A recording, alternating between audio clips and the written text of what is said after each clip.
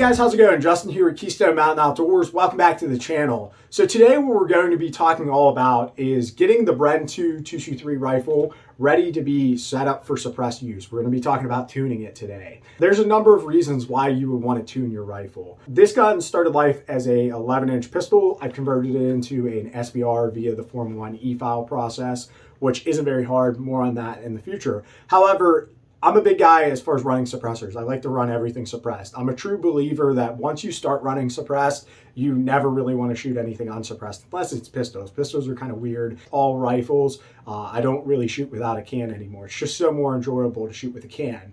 Anytime you add a suppressor to a weapon system, at least a traditional baffled style suppressor, you're going to be generally inducing more back pressure into the system. Now, as I said, there's ways of getting around that, like using a flow-through suppressor like OSS, and they do definitely have their places. However, from my experience and in my opinion, a traditional baffled style suppressor on a tuned firearm is going to sound better than an OSS flow-through suppressor on an untuned rifle. Just my personal opinion, you guys do you. But we're going to be talking about tuning this gun for suppressed use with a traditional baffled style suppressor. Now, the Bren pistols, for whatever reason, come with a normal and an adverse gas setting. There's actually 3 settings on the regulator. There's normal, adverse, and then there's a 0 or a third setting that is an off setting from the factory. The easiest way to go about tuning these would be to modify that 0 setting. There's no hole in it. The 1 setting already has a big hole that works good unsuppressed, but the minute you throw a can on there, it's going to be a little bit too much back pressure. You're going to be overworking the firearm, and you're going to be getting an erratic ejection pattern.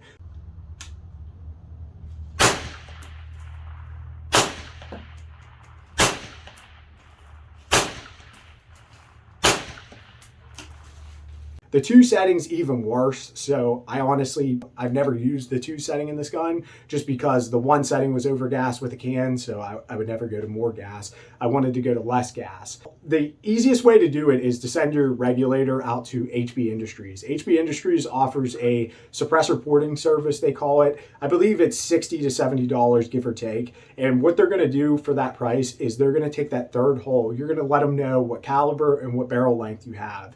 And they have numbers worked up and they've tested all this stuff, and they're going to drill that third hole. They're going to actually use a CNC machine and mill out that third hole for you and ship it back to you. Included in that price is going to be a higher rated spring for your piston system, which is going to help in slowing down the system in general as well. Think about it as in terms of overcoming a spring. A tougher spring is going to be harder to overcome. So being that they beef up that spring, that allows them to go with a little bit bigger of a hole in your gas regulator. That way you can aid in reliability a little bit. What I find is that the third hole that HBI puts in these guns is a pretty generously sized hole. It's going to give you a great ejection pattern on your particular firearm.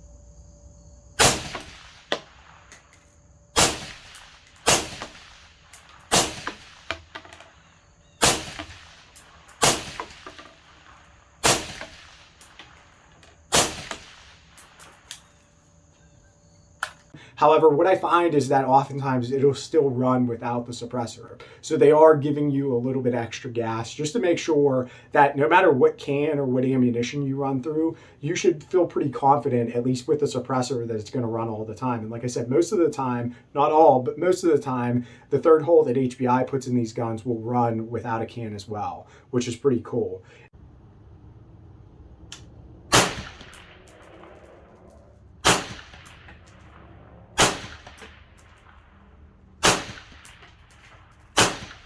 Now, it's a pretty easy process. What I'm going to do real quick is I'm going to show you guys exactly how to remove the gas regulator. Now, whenever you get to the third setting, you're going to have to depress this collet here, and then your gas regulator and piston should pull right out. So this is really as easy as it is.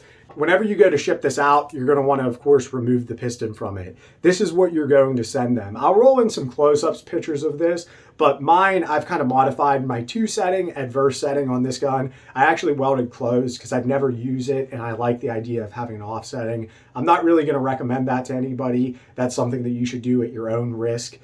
This whole thing you should do at your own risk, drilling out the third hole, because if you guys aren't aware, you're pretty much voiding your warranty. You could buy a spare gas regulator. These are like 120 bucks if CZ has them in stock. But it's not really a bad thing to do in terms of, at least in my opinion, but do it at your own risk. This is essentially what you're going to send them. So you're going to pay $60, $70. You're going to put this in the mail with your receipt and paperwork that they give you. You're going to mail this out, and in probably a couple weeks, you're going to get your gas regulator back, and it'll have that third hole. The one thing that I do find really nice about HBI's work is that the edges aren't really sharp or anything. They make sure that they do a good job on it. There were no burrs, there were no sharp edges, none of that stuff. They did a phenomenal job at actually cutting the hole. From my experience, the turnaround time was really quick. I got my gas regulator back within a week, but that's going to vary time to time. HBI may be busy in the future. I'm not really sure. So that's going to vary, but know that they have pretty good customer service and pretty good turnaround time. The people over there at HBI, I've spoke with several of them, and they seem to be really good guys. They're a small business, and they seem to be a pretty well-run small business. So I love to support people like that. But yeah, as far as removing your gas regulator, it's actually really easy. And then reinstalling the gas regulator is as simple as putting it back in here, going to this 0 setting.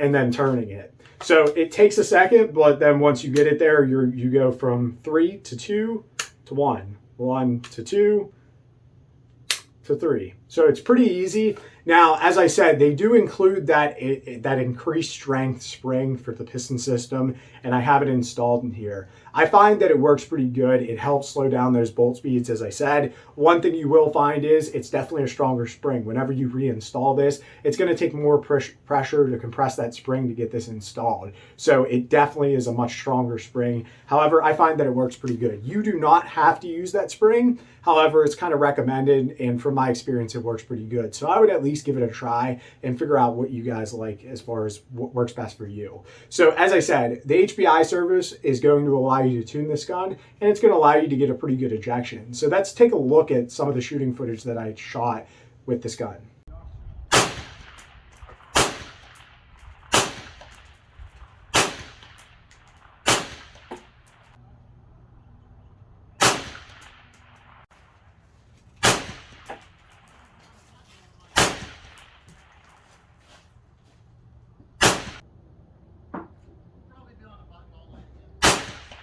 So as you guys can see from the footage, the gun runs really great with the HBI suppressor port service in here with my Dead Air Nomad. Now, one thing I do want to mention, I have tried this with a couple other cans. I tried it with an Energetic Armament Vox, and I also tried it with a Sig Sauer SRD 762 suppressor.